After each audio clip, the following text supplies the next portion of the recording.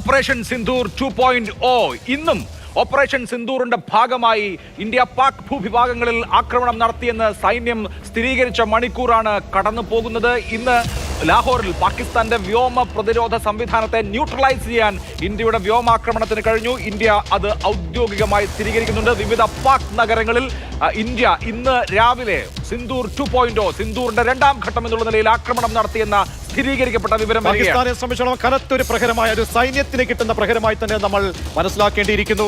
ലാഹോറിൽ വ്യോമ പ്രതിരോധ സംവിധാനങ്ങൾ തകർത്തു എന്ന് പറയുമ്പോൾ പാകിസ്ഥാന്റെ പ്രകോപനത്തിനുള്ള ഒരു മറുപടി സിന്ധു 2.0 എന്ന നേരത്തെ തന്നെ കേന്ദ്ര സർക്കാരും സംവിധാനങ്ങളും ഒക്കെ തന്നെ നമ്മെ അറിയിച്ചത് ഇതിന് തുടർച്ചയുണ്ടാകും, അടുത്ത പ്ലാനിങ്ങിലേക്ക് നമ്മൾ പോകും, അതിനെ നമുക്ക് തയ്യാറെടുക്കാൻ മടിയില്ല എന്ന് ഇന്ത്യ പറഞ്ഞു.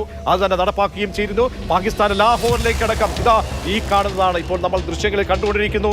ഇന്ത്യയുടെ ഡ്രോണാണ് അത് പതിക്കുന്നതിന്റെ ദൃശ്യം. അവിടുത്തെ വ്യോമ പ്രതിരോധ മാർഗങ്ങളെയൊക്കെ തച്ചുടയ്ക്കാൻ നമുക്ക് കഴിഞ്ഞിരിക്കുന്ന പാകിസ്ഥാന്റെ എയർ ഡിഫൻസ് റഡാറുകളെയും സിസ്റ്റത്തെയുമാണ് ഇന്ന് ഇന്ത്യ ലക്ഷ്യം വെച്ചത്. ഇന്ന് രാവിലെ ആയിരുന്നു ആക്രമണം. പാകിസ്ഥാനിലെ വിവിധ നഗരങ്ങളിൽ പാകിസ്ഥാന്റെ വ്യോമ പ്രതിരോധ സംവിധാനത്തെ ലക്ഷ്യം വെച്ചായിരുന്നു ആക്രമണം. അതിൽ ലാഹോറിലെ ആക്രമണം വിജയിച്ചിരിക്കുന്നു എന്നാണ് ഇപ്പോൾ പുറത്തുവരുന്ന ഏറ്റവും സുപ്രധാനമായ വിവരം. ഇന്നലെ പാകിസ്ഥാന്റെ ഭാഗത്തു നിന്ന് ഇന്നലെ രാത്രി വിവിധ ഇന്ത്യൻ മേഖലകളിലേക്ക് പാകിസ്ഥാന്റെ ഭാഗത്തു നിന്ന് വ്യോമാക്രമണ ശ്രമമുണ്ടായി. പക്ഷേ അത് ഇന്ത്യക്ക് പരാജയപ്പെടുത്താൻ കഴിഞ്ഞു എന്നുള്ളത് വളരെ നിർണായകമാണ്.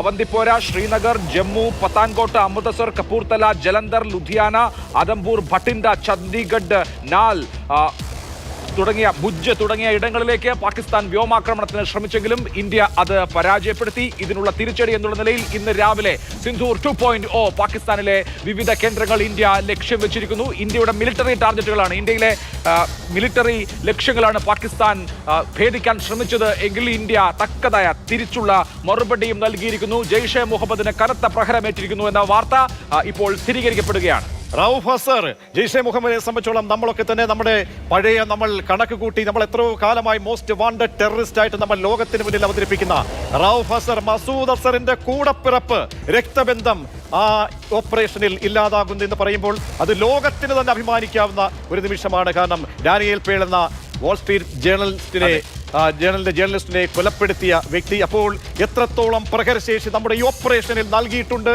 എന്നാണ് നമ്മൾ അറിയേണ്ടത്. കാരണം ഏറ്റവും ഒടുവിലായി കേന്ദ്ര സർക്കാർ സർവകക്ഷി യോഗത്തെ അല്പസമയം അറിയിച്ചത് 100-ലേറെ ഭീകരർ കൊല്ലപ്പെട്ടു എന്ന് പറയുമ്പോൾ അതിൽ കൊല്ലപ്പെട്ടവരുടെ എണ്ണം, ആ എണ്ണം ആരൊക്കെയാണ് കൊല്ലപ്പെട്ടത് എന്ന് അറിയുമ്പോഴാണ് ഈ പ്രഹരശേഷി എത്രത്തോളം വലുതായിരുന്നു ലോകത്തിന് മുന്നിൽ ഇന്ത്യക്ക് അറിയിക്കാൻ കഴിയുന്ന ഒരു സാഹചര്യം രൂപപ്പെടുകയാണ്. റൌഫ് അസറിനെ ഇന്നലെ ഭവൽപൂരിൽ നടത്തിയ ആക്രമണത്തിലാണ് വധിച്ചത്. ഇന്നലെ തന്നെ ഖബറടക്കം നടന്നു. അബ്ദുൾ റൌഫ് അസർ കൊടും ഭീകരനാണ്. ഈ ജെയ്ഷെ മുഹമ്മദിന്റെ സുപ്രീം കമാൻഡറാണ് എന്ന് മാത്രമല്ല കുപ്രസിദ്ധമായ നിരവധി ആക്രമണങ്ങളുടെ ചുക്കാൻ പിടിച്ച, പാർലമെന്റ് ആക്രമണം തുടങ്ങി ഇങ്ങോട്ട് കുപ്രസിദ്ധമായ നിരവധി ആക്രമണങ്ങൾക്ക് ചുക്കാൻ പിടിച്ച അബ്ദുൾ റൌഫ് അസർ കൊല്ലപ്പെട്ടു.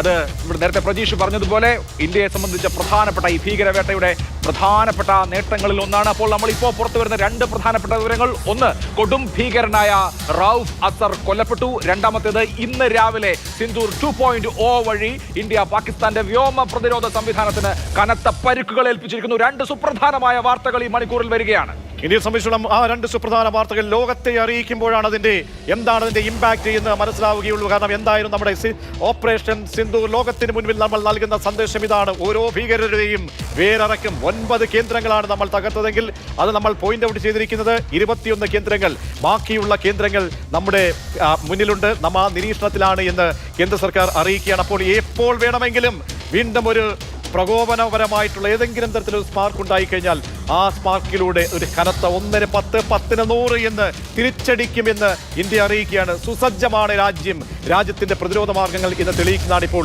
അതിർത്തി കടന്നങ്ങ് ലാഹോറിലെത്തി ആ വ്യോമ പ്രതിരോധ സംവിധാനങ്ങളെയൊക്കെ തന്നെ തകർത്തുള്ള ഇന്ത്യയുടെ കനത്ത മുന്നറിയിപ്പ് എന്നാണ് നമുക്കറിയാൻ കഴിയുന്നത്.